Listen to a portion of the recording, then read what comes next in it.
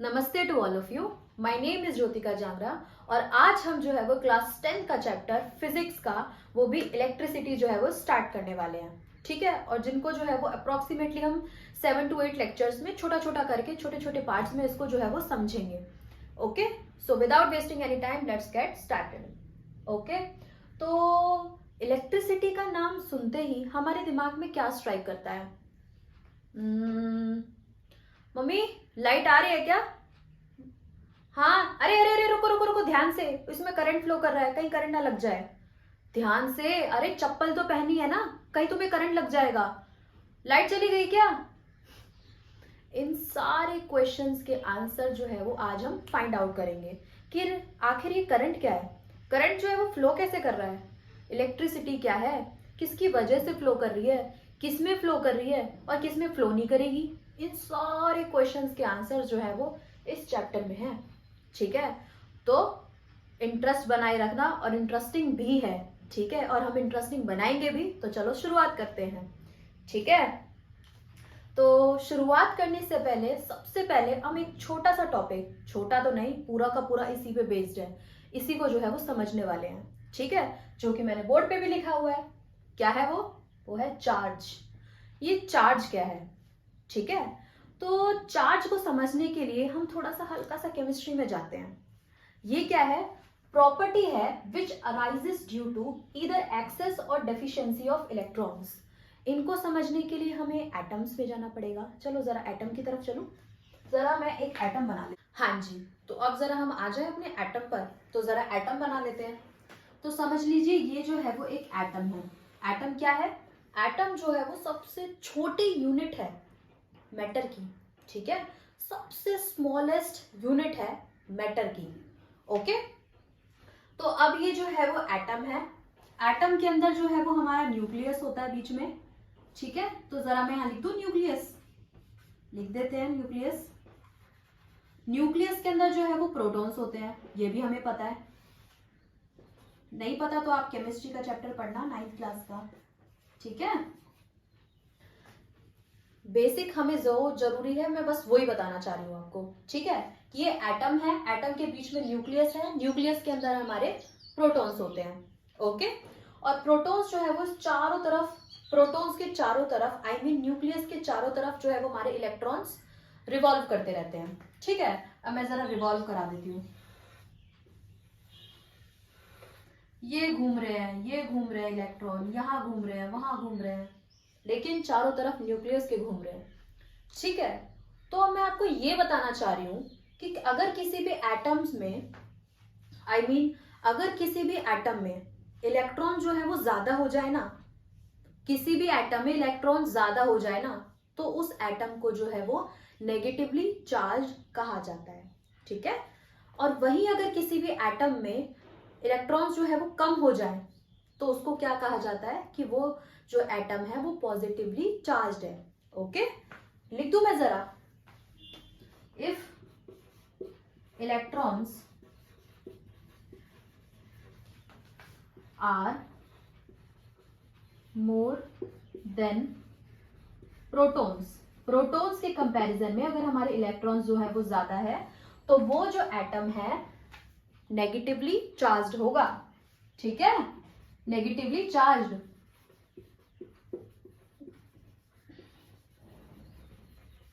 ठीक है, और वहीं अगर इलेक्ट्रॉन्स की कमी हो गई है, या फिर बोलो इलेक्ट्रॉन्स जो है वो कम हो गए हैं प्रोटॉन्स के कंपैरिजन में, तो उनको बोला जाएगा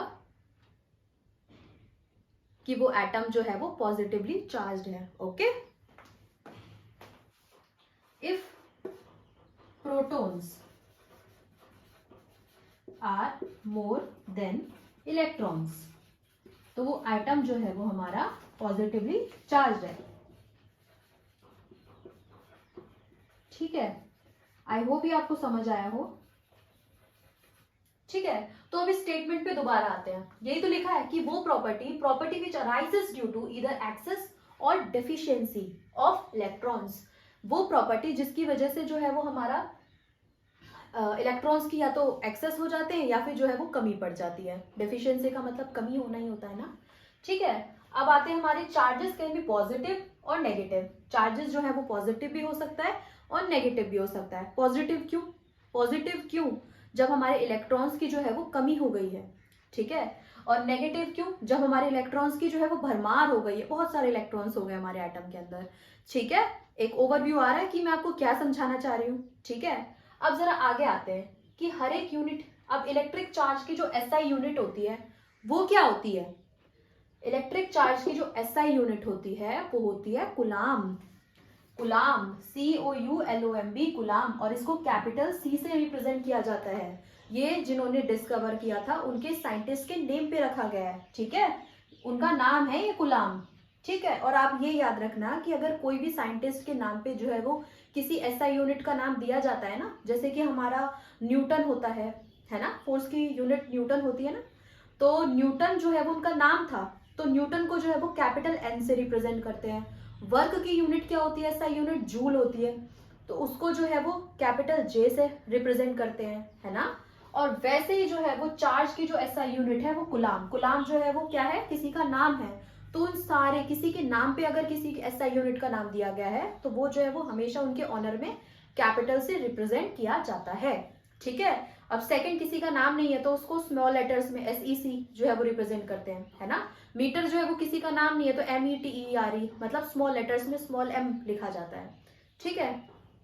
मैं ये बताना चाह रही हूँ आपको, ठीक है। अब जो है वो हम अपने नेक्स्ट टॉपिक पे बढ़ते हैं। यस, अब जो है वो हम पढ़ते हैं कि इलेक्ट्रिक करंट क्या होता है, ठीक है। तो करंट को समझने के लिए, तो सबसे पहले इलेक्ट्रिक करंट को समझने के लिए आपको करंट का मीनिंग पता होना चाहिए, ठीक है। करंट का मीनिंग होता है फ्लो, मतलब फ्लो करना, ठीक है। करंट का मीनिंग होता है फ्लो करना, ठीक है। अब आप पूछेंगे कि फ्लो क्या कर रहा है, चलो अब पता लगाते हैं, ठीक है। क्या लिखा हुआ है मैंने? The electric current is expressed by the amount of charge flowing through a particular area in a per unit time, ठीक है। इसका मतलब ये होता है कि किसी एक वायर में से या फिर किसी एक पर्टिकुलर क्रॉस सेक्शन एरिया में से कितना चार्ज फ्लो कर रहा है यूनिट टाइम में, उसी को जो है वो करंट कहा जाता है, ठीक है। इसको और अच्छी तरीके से समझते हैं, ठीक है। सपोज आप मान लीजिए ये है एक वायर, ठीक है।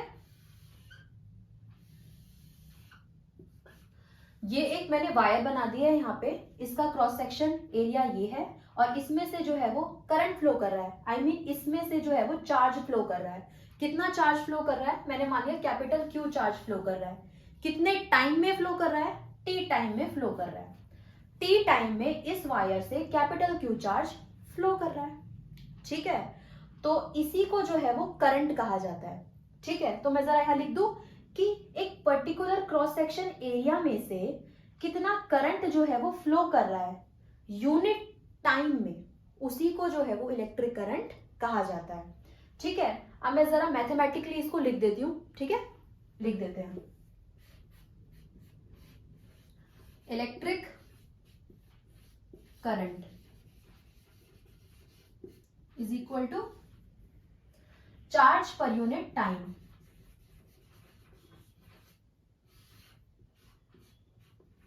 ठीक है। समझ गए? अब आप ये चीज तो समझ रहे होंगे ना कि जो हमारा करंट है वो किस चीज पे डिपेंड कर रहा है। हमारा करंट इस बात पे डिपेंड कर रहा है कि किसी भी क्रॉस सेक्शन एरिया में से, समझ लीजिए इस तार में से कितना चार्ज फ्लो कर रहा है, मतलब इस बात पे डिपेंड कर रहा है कि हमारा चार्ज कितना है और कितने टाइम में फ्लो कर रहा है ना। ये मैटर करता है, कितना चार्ज फ्लो कर रहा है वो तो मैटर करता ही करता है, इस बात पे भी मैटर करता है, ये भी एक बहुत मेन पॉइंट है कि वो जो चार्ज है वो कितने टाइम में जो है वो फ्लो कर रहा है, ठीक है। समझ आ गया? अब जरा मैंने ये लिख दिया आपको, अब जरा आगे बढ़ते हैं। इलेक्ट्रिक करंट को किससे रिप्रेजेंट किया जाता है? वो है हमारा कैपिटल I, ठीक है। यहाँ पे मैं कैपिटल I लिख देती हूं, और हमारा जो चार्ज है वो कितना चार्ज है? कैपिटल Q, तो मैं यहाँ Q लिख देती हूँ, और कितने टाइम में फ्लो कर रहा है उसको स्मॉल t लिख देती हूँ, ठीक है।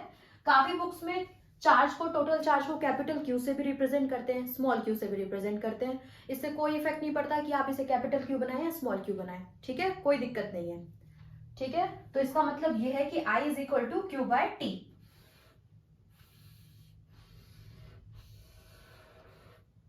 ठीक है, अब जरा बात करते हैं एसआई यूनिट की। SI unit of current. ठीक है, अगर हम इसके हिसाब से देखें, यहां पे आए, जो हमारा करंट होता है ना आई, हमारा जो कैपिटल क्यू है वो है चार्ज। चार्ज की एसआई यूनिट क्या है? कुलाम।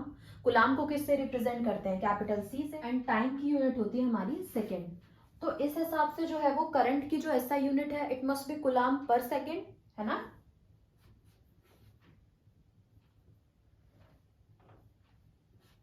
कुलाम, इसको कैपिटल सी से रिप्रेजेंट करेंगे, पर सेकेंड। ठीक है, लेकिन ये जो इलेक्ट्रिक करंट का जो कंसेप्ट है ना, एक हमारे फ्रेंच साइंटिस्ट थे, वो थे एंड्रे मैरी एम्पियर। उन्होंने ही जो है वो इलेक्ट्रिक करंट जो है इसकी इन्वेंशन करी या खोज करी या पता लगाया। ठीक है, तो उन्हीं के नाम पे ही जो है वो इसका एसआई यूनिट है, आई मीन करंट की एसआई यूनिट है, विच इज एम्पियर। ठीक है, तो SI unit of current is ampere. Okay,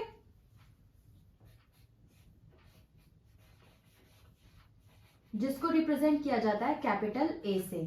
okay, अब ये चीज तो आपको क्लियर हो गई कि वाई कैपिटल ए से स्मॉल ए से क्यों नहीं, क्योंकि जो है वो एम्पियर किसी का नाम है, साइंटिस्ट का नाम है, और किसी को ऑनर करने के लिए यूजुअली क्या किया जाता है, इन सारे के सारे जो एसआई यूनिट्स थे उनको जो है वो कैपिटल से रिप्रेजेंट किया गया। ठीक है, हो गया। अब जो है वो बात करते हैं कि ये जो इलेक्ट्रिक करंट होता है इसकी डायरेक्शन क्या होती है। ओके, यस, अब जरा हम समझते हैं, जरा पता लगाते हैं कि ये जो इलेक्ट्रिक करंट है ना, इसकी डायरेक्शन क्या होती है।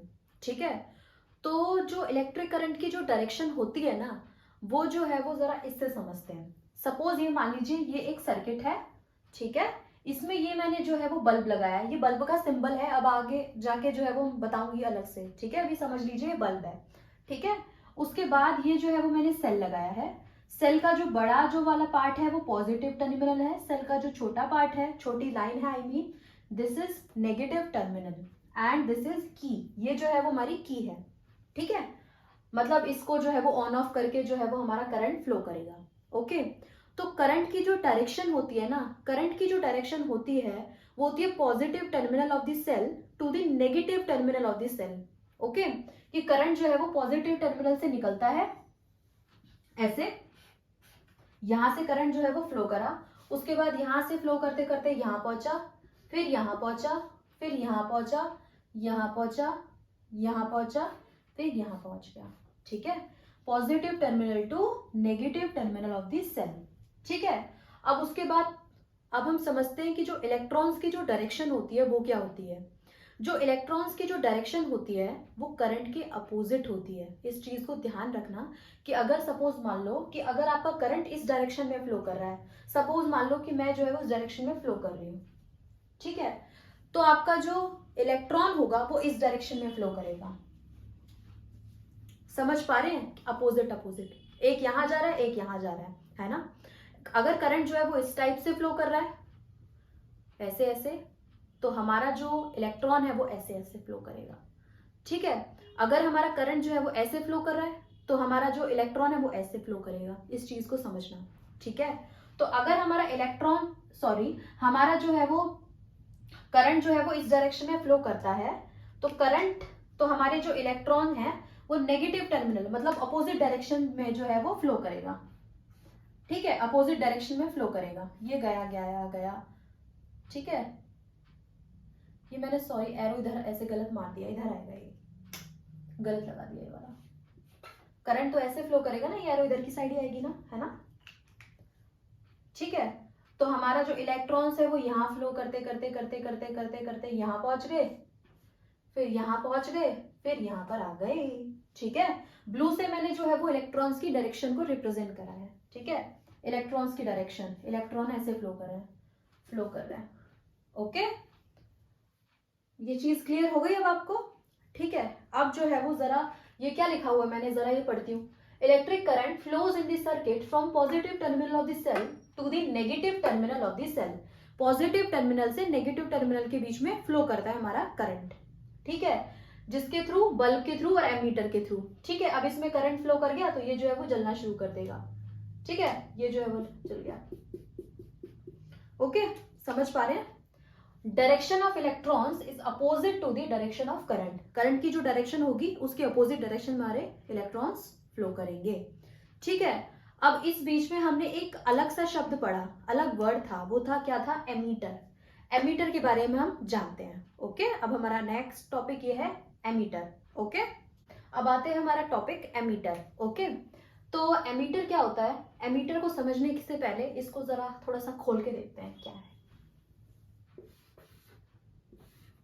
एमीटर की फुल फॉर्म पता है क्या होती है, एम्पियर मीटर। एम्पियर किसकी यूनिट होती है, करंट की यूनिट होती है। तो ये क्या करता है, करंट को जो है वो मेजर करता है। ओके, करंट को मेजर करता है हमारा एमीटर। ओके, यही लिखा है मैंने, it is an instrument which measures electric current in the circuit. Okay, ammeter क्या करता है, इलेक्ट्रिक करंट को मेजर करता है, नापता है कि एक तार में से कितना करंट फ्लो कर रहा है।